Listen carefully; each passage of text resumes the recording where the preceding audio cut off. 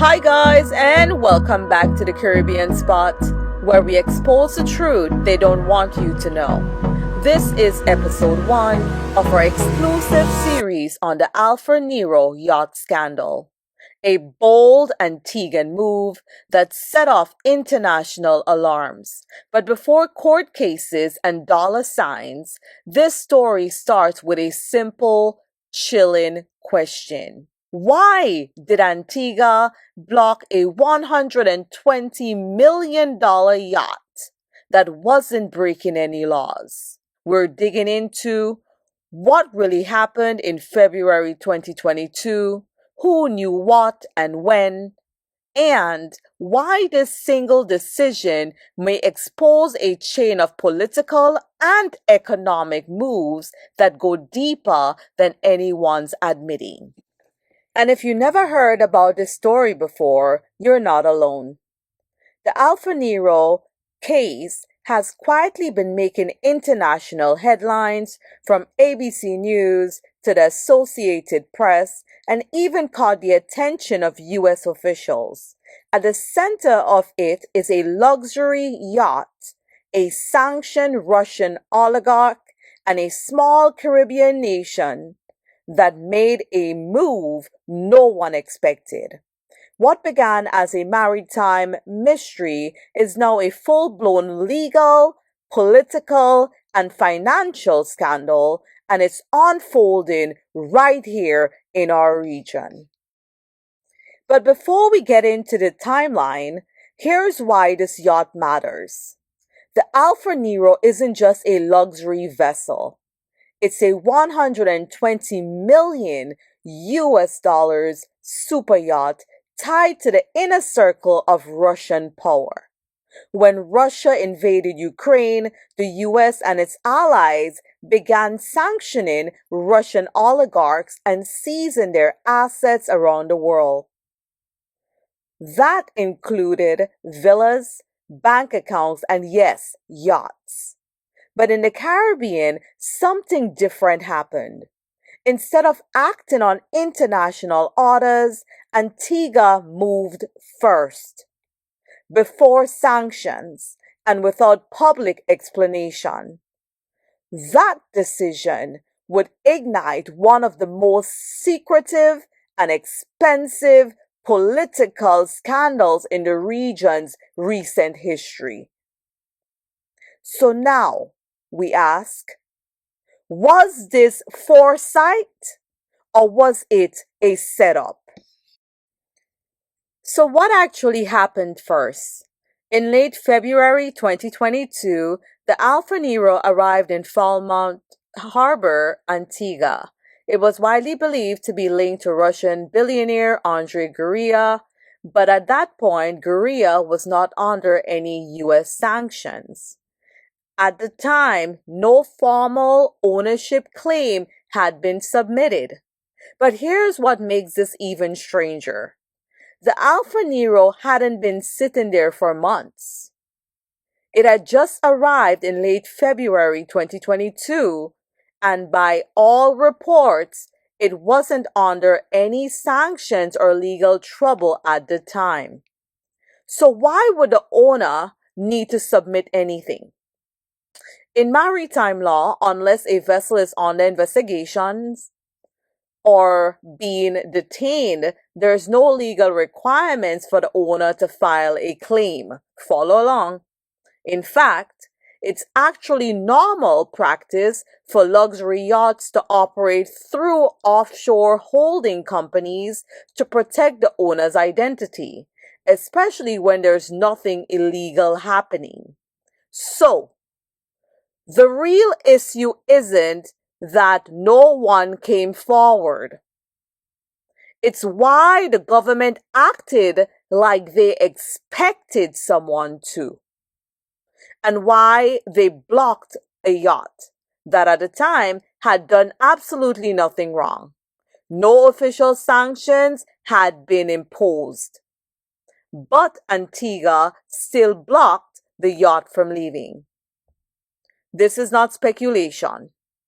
It was confirmed in court filings cited by the Associated Press and ABC News.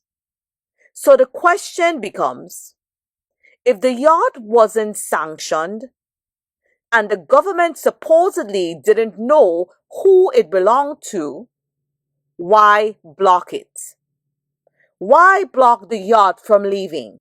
So let's break it down briefly so you can see how this unfolded month by month. February 2022, we have the yacht arrives in Antigua, no sanctions, no legal claim, still blocked from leaving. March 2022, Antigua declares it abandoned and seizes the yacht. Then August 2022, U.S. sanctions Korea, yacht becomes blocked property. So here's the twist. Antigua blocked the yacht 5 months before sanctions were even announced. Why? So here's the burning question. Why was the yacht stopped? And while there is no official explanation, credible analysis points to 3 possible motives. Motive number 1, anticipated sanctions. Antigua may have expected sanctions to come and choose to hold the yacht to avoid backlash for letting it sail away, especially if it ended up on a blacklist later. That's one possibility, right? Second possibility, second motive, external influence. Antigua may have received quiet pressure from foreign governments, particularly the US, to detain the vessel while ownership was under review. And the third possible motive is they knew. The most likely reason, someone in the Antiguan government already knew or strongly suspected the yacht belonged to Korea and made a move before his name was officially linked to the sanctions. Antigua's early intervention suggests a clear awareness of the yacht's ownership and the evolving geopolitical situation. It's likely that informed intelligence or private diplomatic warnings tipped off authorities. The lack of any immediate sanctions or legal wrongdoing at the time makes the detention highly unusual. So here's my conclusion. While the full motivation remains publicly unexplained, this timeline strongly suggests that Antigua knew more than it admitted and acted ahead of the world's official narrative. Before we go deeper, let me ask you watching this. If a $20 million yacht showed up in your country and your leaders stopped it with no explanation, what would you think was really going on? Drop your theory in the comments right now. I'm reading all the comments, so you guys go ahead and let me know your thoughts. And while this yacht sat idle in Falmouth Harbor, Antigua was spending over $120,000 every single month just to keep it afloat. But where exactly did that money go? And who signed off on it? That's what we'll expose in episode 2. Okay, so I have 3 possible theories, right? That raises eyebrows. And the first one is preemptive seizure strategy, where to me, I think Antigua's government may have anticipated future sanctions, right? They could have decided to hold the yacht as a strategic move, hoping to gain control later when it could be sold, right? But again, for them to do that, I'm thinking you must have insider knowledge. You must know that this yacht belongs to Mr. John or Mr. Paul, right? 2, external political pressure. Behind closed doors, Antigua may have been pressured by the US, like I mentioned before, or some other Western power to hold the yacht in place, right? To prevent it from slipping out before sanctions landed.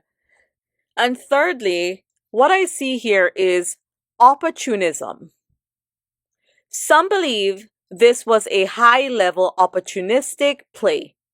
The yacht had no active owner making claims. I guess they did not have to make a claim because they didn't do anything illegal, right? They did not abandon their ship at the time. It was valuable, and Antigua may have been preparing to change its laws, right? Just randomly decide to change your laws, and wanted a yacht in place long enough to justify a legal seizure. So now let's talk about the silence. Antigua never explained why they blocked the yacht before sanctions. They never gave the public a detailed legal reason. And when the media asked questions, they deflected. That's not how transparency works. And it's not how public assets should be handled. Here's what we know and what you can decide. The Alfa Nero wasn't sanctioned when it arrived, and no official owner came forward. So why was the yacht blocked from leaving? Let me ask you, if you truly don't know who owns a yacht, why spend taxpayer money keeping it parked in your harbor? Why not just let it go? Let it go. That tells us one thing. Somebody in power already knew who it belonged to and made a decision to hold it, like if it's theirs. Whether that was for politics, pressure, or profit, we still don't know. But it wasn't about law, it was about leverage. This is only the beginning. In episode 2, we'll break down how Antigua spent over $120,000 per month maintaining this yacht and who paid the price. But for now, I want to hear from you. Do you believe the government really didn't know who owned the yacht? Or was this a setup from the start? Like, comment, and share. And don't forget to subscribe to The Caribbean Spot, because the truth is just getting started. And in episode 2, we're following the money, asking where the $120,000 a month actually went, who approved those payments, and whether public funds were spent responsibly. One thing is clear. The Alfa Nero story is far from over. And as we dig deeper, the questions only get louder. Was this about justice or opportunity? Until then, stay informed, stay bold, and stay locked in to the Caribbean Spot. See you on the next one. Bye.